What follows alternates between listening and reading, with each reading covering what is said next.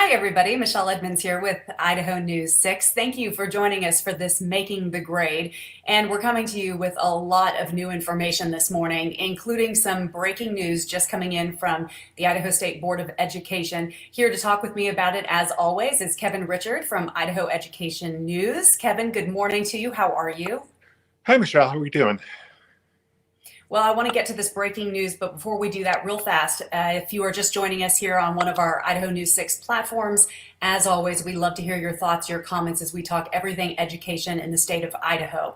Kevin, you and I just got into our inboxes a news release from the Idaho State Board of Education talking about the steps that they plan to take tomorrow in a Stay Healthy resolution. I know you just got off the phone with the Director of Communications for the State Board of Education. Explain what the State Board is trying to do here.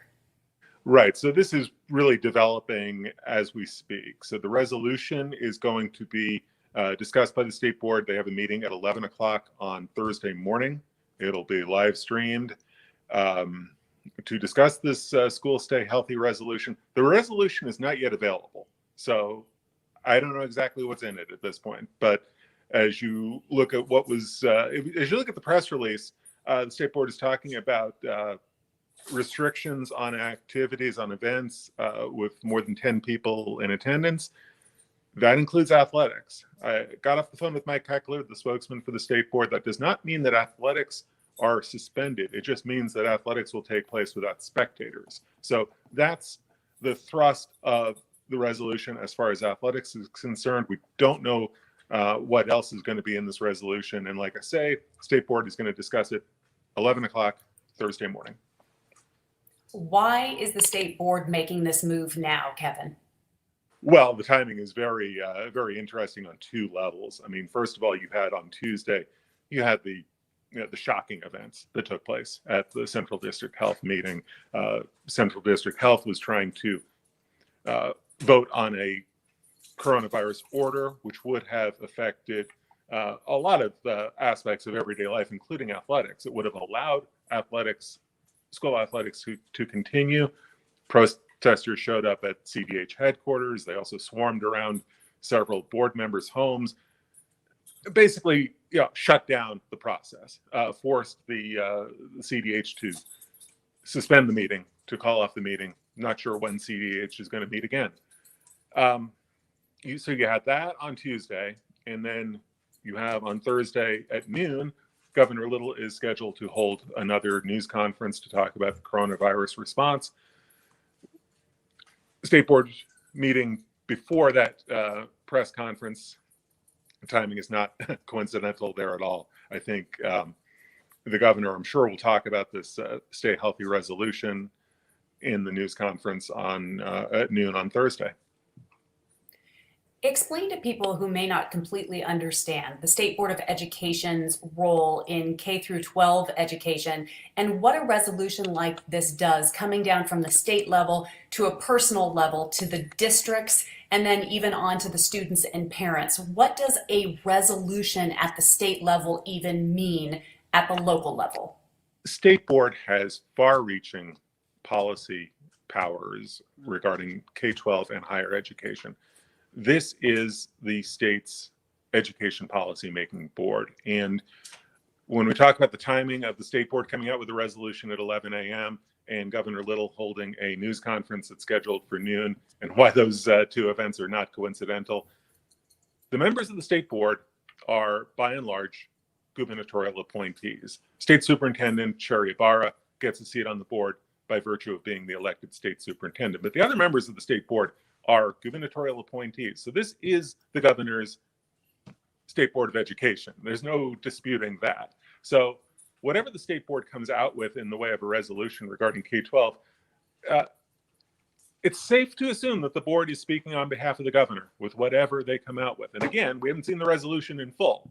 So whatever the board comes out with is an extension of where the governor wants to go in education policy. And you go back to the spring, you go back to March, when the State Board saw school districts across the state closing schools for the spring at the onset of the pandemic. That's when the State Board stepped in and did a statewide school closure. So the authority that is vested in this board is very far-reaching. So again, we'll see what this resolution entails and what it all includes, but this is a big deal.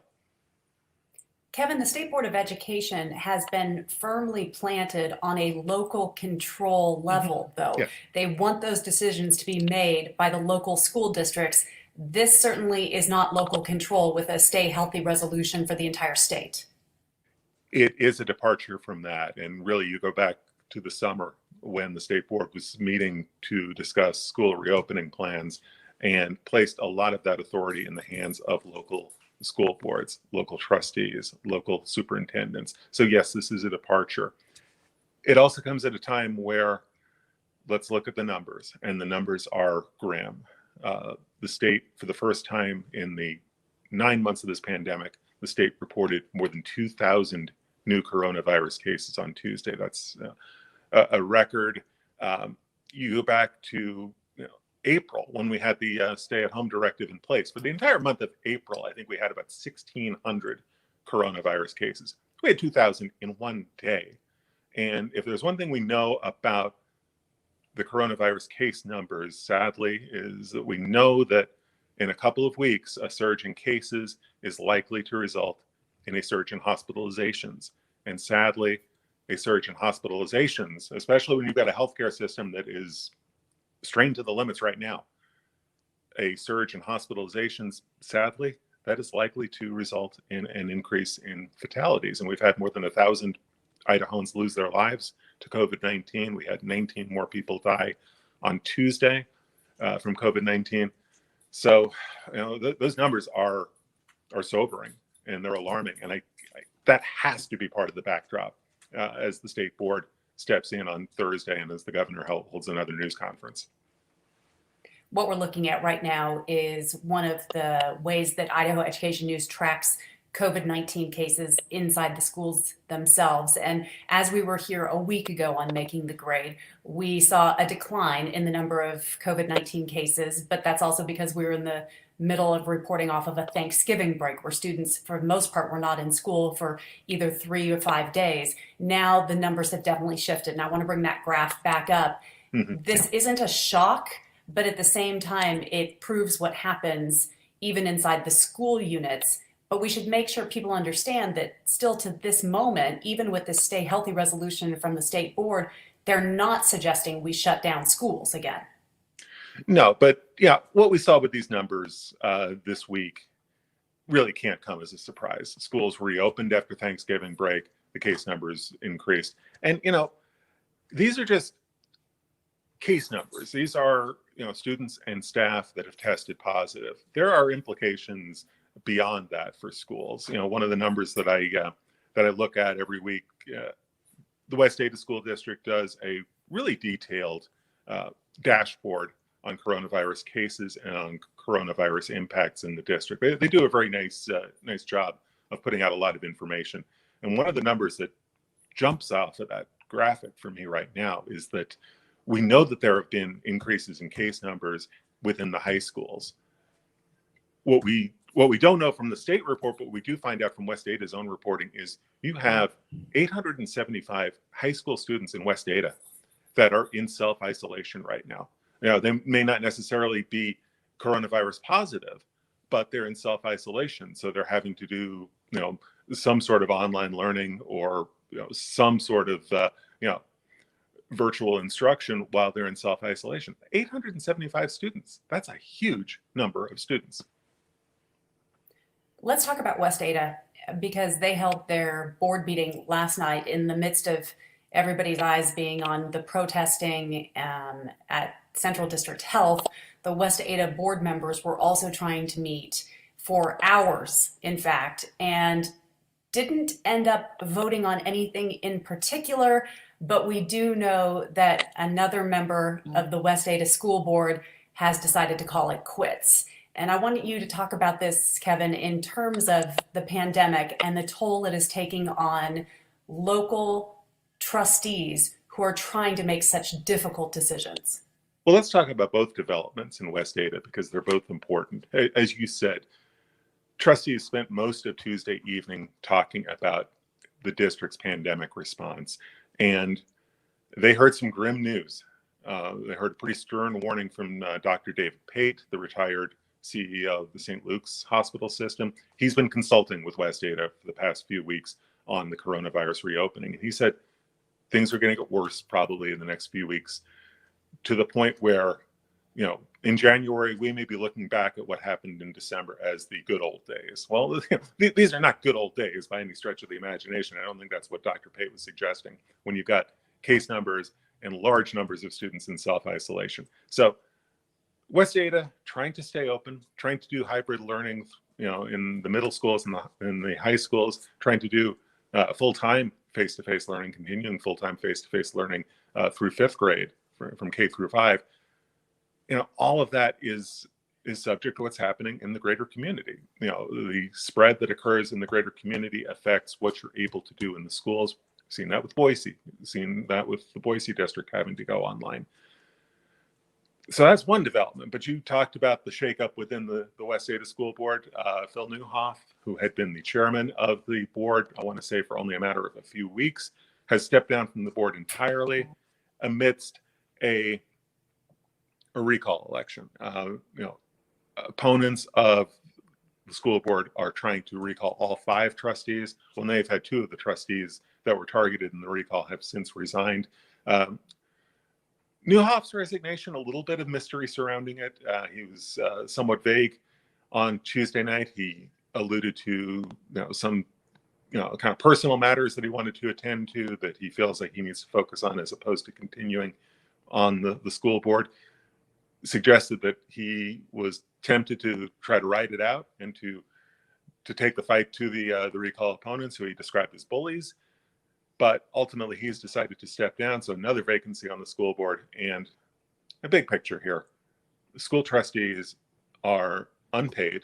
They're volunteer elected officials working through something we could not have imagined a year ago. They're working through the heart of this public health crisis that we just could not have foreseen a year ago. And a lot of the decisions are falling to the trustees, like we talked about before. As the state has tried to champion local control, well, the flip side of local control is that it's the trustees, in many cases, who are having to make very difficult decisions about opening schools, closing schools, continuing athletics.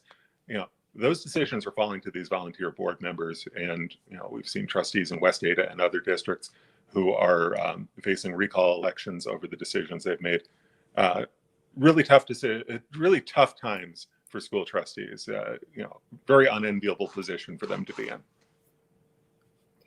Kevin, when it comes to school trustees and the decisions they're having to make, are there concerns going up the chain of command all the way to the Idaho State Board of Education? I mean, is the Idaho State Board of Education perhaps stepping in now because they're hearing this outcry of uncertainty from the local districts? We'll see what they say on Thursday, and we'll see what the resolution says exactly. But you raise a really interesting question there. Back in March, when the state board did step in and ordered a statewide school closure, part of the reasoning was you had local school boards and local school districts deciding very quickly in mid-March to close their doors. The state board wanted to basically give the trustees and the local administrators one less thing to have to work through in terms of reopening, because the schools closed really quickly in defiance, if you will, of Governor Little's urging. He wanted schools to stay open in March. Many school districts across the state, districts like West Ada, districts like Boise, in response to community concerns, decided, no, we're going to close. And by the time the state board decided to do a statewide school closure, most schools were already closed across the state. But the problem that trustees and local superintendents were already starting to figure out is, okay, we closed. How do we know when it's safe and prudent to reopen? So the state board did step in at that point, and I think it was partly to take some of the heat off of the local school officials and say, okay, we're closed. We're going to stay closed for a while. Don't worry about this. We've taken this decision off of the table. So I don't know. I don't know to what degree this is the state board saying, we have to step in. The situation is getting worse, or we have to step in because we're forcing the school districts to make really difficult decisions, and we need to have more consistency and more leadership from the state level. So, again, 11 o'clock Thursday morning, we'll get some answers, and hopefully we'll have some answers sooner than that when we see the language of this resolution. Do you think that when the governor speaks after the State Board of Education makes its decision, are we going to hear an echo from the governor when it comes to education policy during this pandemic, going into what has been described as the darkest winter yet? Again, I would be really surprised if we heard anything much different from the governor as opposed to what we're going to hear in the next 24 hours from the state board. Again, this is his board. Most of these board members are his appointees. They have a relationship. They have some level of agreement and trust. And you've got to believe that any resolution that the state board is coming up with has been discussed with the governor's staff, with the governor himself. It would be a shocking development if the governor and the state board were not on the same page here at some to a great extent. So, yeah, again, we're still trying to sort through all of the details, but the politics of the matter is the state board really does speak for the governor on education policy, and I wouldn't expect anything different this time. Let's move to college campuses because, again, as we've talked about here on Making the Grade, week after week, Idaho Education News does a fantastic job of doing a roundup, you specifically, Kev, every week of kind of looking at coronavirus cases on campuses, what the different college campuses are doing to mitigate or help prevent what's happening with COVID spread on campuses. We had that Thanksgiving week break, and then a lot of students ended up going virtual for that time period through the end of the year or until their next semester in January. So what are we seeing when it comes to COVID spread on the college campuses? A mixed bag. As you said, many colleges and universities send students home for Thanksgiving break, and they ask them to stay home, or they made it easier for them to stay home by saying, look, the end of the semester is going to be virtual anyway. So, you can study from home, you can complete the semester from home, you can do finals and what all needs to be done from your home. What they did not want to see was students coming back to campus for the final 2 or 3 weeks of the semester, perhaps bringing the coronavirus back to the campus. Then you've got a spike in cases right at the end of the semester, just as students are trying to take finals and finish final papers, and just as they're heading back home for Christmas break. So, the move to virtual for the final couple of weeks of the semester, in the short term, that's translated to a drop in cases that many of the universities and colleges are reporting. Boise State did see an increase last week. For that first week after Thanksgiving, they did see an increase in cases as opposed to Thanksgiving week. Still lower numbers than they were seeing during the heart of face-to-face learning in the fall. So, if the idea is to try to tamp it down a little bit for the close of the semester, it seems to be doing that, and it definitely seems to be doing that at University of Idaho, at Idaho State University, Lewis Clark State College. And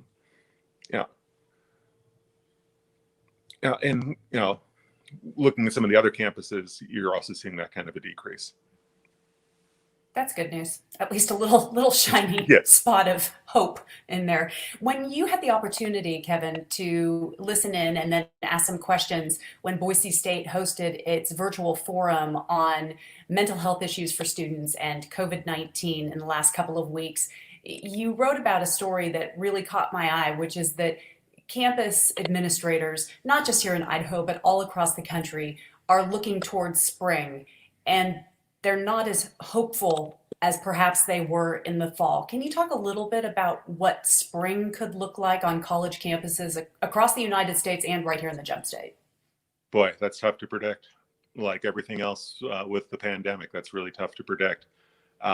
I was struck by some of the comments that I heard last week during this summit, especially comments that I heard from Alicia Esty. She is Boise State President Marlene Trump's chief of staff. And Esty has been kind of Boise State's enforcer on coronavirus policy.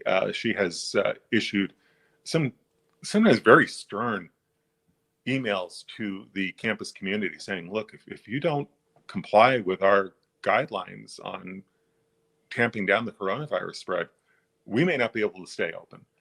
She's been kind of the cop on this. And she talked very candidly during one of the panel discussions about the fall. And she said, yeah, we got through, but it wasn't always pretty. And there were some candid discussions that we had about whether we could continue face-to-face learning. And as Esty talks about the spring, she says, look, I get it. People are tired of the isolation. They're tired of wearing masks. They're tired of being scolded about wearing masks. So her hopefulness about the spring is somewhat tempered by that. And she doesn't take a whole lot of comfort in the pending arrival of coronavirus vaccines. And there are probably a couple of good reasons for that. First of all, college and university employees, college and university professors, they're not going to be among the first to get the coronavirus vaccines. The state's plan for rolling out the vaccines, K-12 staff, they'll get the vaccines starting fairly early. K-12 teachers, K-12 staff, they may be able to get their jabs in January or February. I mean, that's conceivable, depending on how many vaccines show up in the state and how many people actually do show up. K-12 teachers could get vaccines fairly early. Not so with college and university staff. They're going to have to wait a while. And not just the waiting process. Esty talked about, look, this is Idaho, the politics of Idaho. There are going to be people who are going to be reluctant to get the vaccine. We may not have as much vaccine usage, regardless of when that vaccine is available. So she's fairly, I wouldn't say pessimistic, but I think she's got some concerns going into the spring. And I think those are fair concerns, especially, and I hate to keep bringing it up, but when you've got record case numbers across the state and you have huge increases in cases across the state and you have spikes in cases in college towns, well, college campuses are not islands. Students live off campus, staff live off campus. People in the campus community go off campus for shopping or for leisure activities or what have you. So what's happening in the community affects what's going to happen on the campus, and vice versa.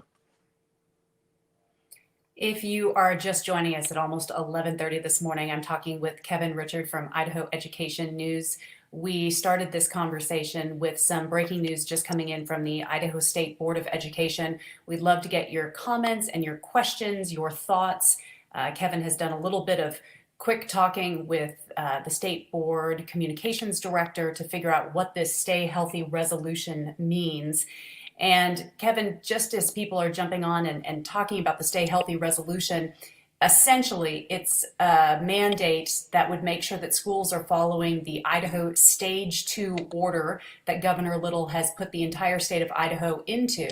And we're getting a couple of comments here, specifically because that Stage 2 order has no more than 10 people in one time together. And obviously, if you're keeping classroom doors open, there will be more than 10 children in any one place, classrooms, or as John is mentioning here, how do you social distance on a school bus when 40 or more students are on that bus? How does that work? So that's John's question. So does this Stay Healthy resolution apply to school buses and classrooms? Do schools have to completely reorganize what they're going to try and do? Well, we haven't seen the resolution yet, but what we've seen so far with the move to Stage 2, that hasn't dictated in terms of class sizes. It hasn't dictated in terms of number of students on a school bus. So that's where we've been so far. So until we see the resolution, what we're doing right now is what's in place unless the resolution changes that. And we should mention again, in case you missed at the top of the hour, talk to us again. Athletics will still be able to go on at this point in the resolution, just with no spectators, correct? Right, and that's where your group of 10 people comes into play. So Jamie makes a good point here. And Jamie, I want to bring up your comment, although I don't think we have an answer to this yet. She is asking, hopefully the Stay Healthy resolution includes mental health issues for our students. How detailed do you expect this resolution to be, Kevin? Is it just going to be a couple of lines, or is the State Board of Education going to vote on a whole kind of sweeping policy? It's certainly quick for them to be doing that in just a day. It would be quick for them to be doing that. I mean, the mental health issues are very serious, and I don't think there's anybody in the education universe who isn't aware of that. I think there's, a widespread understanding that this pandemic and this shift to whether it's online learning or hybrid online and face-to-face learning, and all of the uncertainty about whether students are going to be in class or learning from home. I think everybody knows that that's having an effect on student mental health. The question is, how do you balance student mental health against public health issues that are caused by the pandemic? I think everybody realizes you've got two big problems right now. You've got the mental health issues, you've got the public health issues. How do you address them both? I wonder if this will, and then this is just me saying this out loud to all of you on Facebook land, but I do hope that one of the outcomes, positive outcomes of us going through this COVID-19 pandemic is the realization that mental health has to be at the top of the list, and even for the youngest of students, because I know full well there are elementary kids out there who are grappling with this without much help, and they need it too. And I hope that if, I'm taking my reporter hat off a little bit and just, citizen Kevin, parent Kevin, I hope we get to a point out of this where we understand the importance of mental health, counseling, that we understand the importance of getting kids the help they need, and that we destigmatize that we realize that, for kids to get help is a necessary thing, and it's a good thing, and it can be a life-saving event that, far from something that we should stigmatize. It's something that we should encourage, and we should make that decision as, it's not an easy decision. I don't want to trivialize it, but you want to make that something that the kids can get access to without judgment. There's a question coming in, Kevin. I don't know if you have an exact answer for this, but Zoe Kelly's asking, why isn't COVID testing compulsory for school administrators and teachers who are exposed or symptomatic? So do you know of places where COVID testing is compulsory, or what different districts are doing in order to keep their staff and administrators safe? Yeah, I don't know if it's compulsory anywhere in the valley. Again, one of the problems that we've been having all along is the access to testing, the ability to get testing, and that's been a challenge from day one. So I don't have a good answer about whether it's compulsory anywhere, but if it's not compulsory, I think it's a function of test supply. Again, if you are just joining us, we started this conversation with breaking news. The Idaho State Board of Education looking at a Stay Healthy resolution to be voted on tomorrow, right before Governor Little's news conference, where he is going to be obviously addressing where the state is with over 2,000 new cases, a record number of COVID-19 cases coming in just yesterday. Kevin, before I let you go and we do a little bit of fun to end this segment, as we like to do, just give me your thoughts about what we're going to see tomorrow. So many people wondering, will the governor take us back a step in stages? Is there going to be some harsh words or criticism of what's been happening for local level control that maybe the state has to step in again? Do you have any read on what we can expect going into tomorrow and a couple of major announcements coming? I think what I'm going to watch for with the governor on Thursday is his tone and what sort of leadership does he show? What sort of leadership does he try to assert? You know, the governor's been under a lot of criticism from all sides these past few months. He's been criticized by members of his own party who think that he's gone too far. He's also getting a lot of criticism from people who feel that he just hasn't done enough. And that goes back to the debate about a statewide mask requirement, which the governor has resisted repeatedly. But I think it also goes to tone. And I think there's the criticism that he's coming into in some quarters is that he's left these local health districts, these local health boards, like we saw last night with CDH, these local school boards, like we were seeing with West Ada and Boise.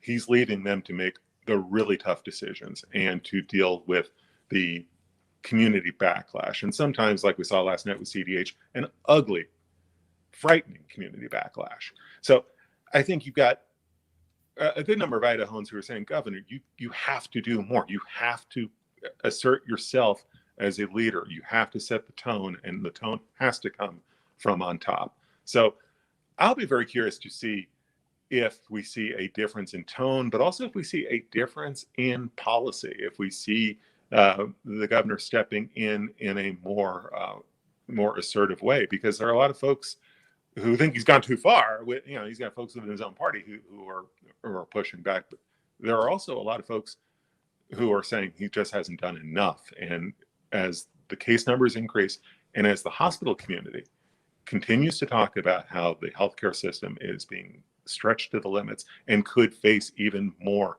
limitations, to where hospitals may be forced to ration care because they just don't have space for patients with COVID or anything else. As he's getting that kind of pressure, how does he respond?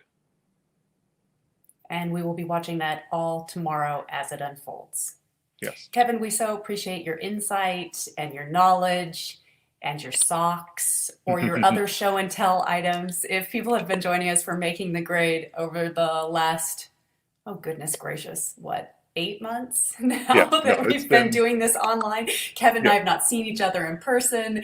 We do a show and tell segment because it seems so second grade-ish to have Kevin show up and give me a show and tell, but it's our little way of having a moment of fun at the end of Making the Grade and revert back to our elementary school days. So what's today's show and tell? Right, so it's really abrupt. I mean, from talking about all of the serious issues that we're facing right now, but this is also the last Making the Grade we're going to do this calendar year. So it's the last time we're getting together before Christmas because we're taking some time off for the holidays. So, and this one's going to be an easy one for me to do because I'm working from home today. So I'm on my phone. So it's going to be easier for me to do a sock show and tell because I don't have to, I'll move the phone and do the work that way. So last week I had the Christmas Dachshund tie. This is the Christmas Dachshund. Can you see that? The Christmas Dachshund. Oh, yes. Very cute. Got their little hat on. So as you know, I've talked about this before. We're a Dachshund household. We have a 1.5 Dachshunds. We have a purebred Dachshund. We have a mixed breed between Dachshund and Labrador. So they're here, and I'm surprised they haven't decided to bark and make their presence known during this segment, but they're around. I was going to say, Kevin, I like the socks. I'm a bit disappointed we don't actually get to see the four-legged creatures. I mean, if you're home, they might as well be a part of Making the Grade, but I won't make you go get them. Couch somewhere, I think. I mean, if we really wanted to walk around and find them, we could, but it could be it could be really futile search and could be really bad video here. So maybe some other time. Well, my friend, I appreciate you. We'll be checking in tomorrow after the Idaho State Board of Education meets and after the governor releases what he's going to say. But for now, we really appreciate you and the entire staff at Idaho Education News making sure we are up to date on everything based in education in the state of Idaho. And thanks for the socks. Thanks for having me. Thanks, everybody, for joining us for Making the Grade on this Wednesday. Bye.